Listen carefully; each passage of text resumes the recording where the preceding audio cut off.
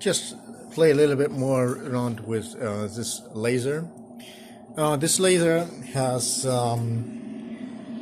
two USB ports, one network port, and I was looking at the screen and I thought this is way too tiny to work conveniently.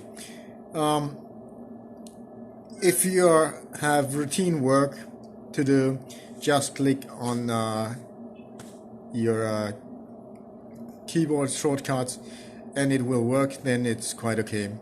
But if you need to do some more adjustments, it's so tiny.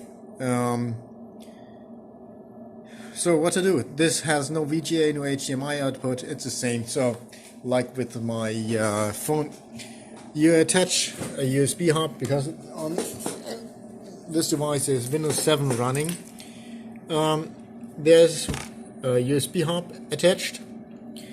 I used two Displaylink adapters, this one and that one, and that way I can attach two 2K screens on this device that's not meant to have any more external monitors.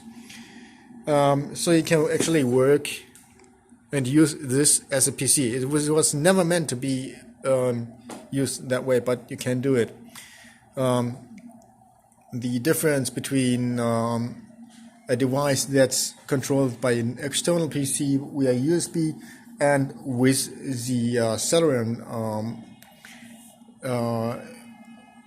computer inside here is so minor that we recommended to buy the one with the TFT screen and the computer, and now you have a computer more to use.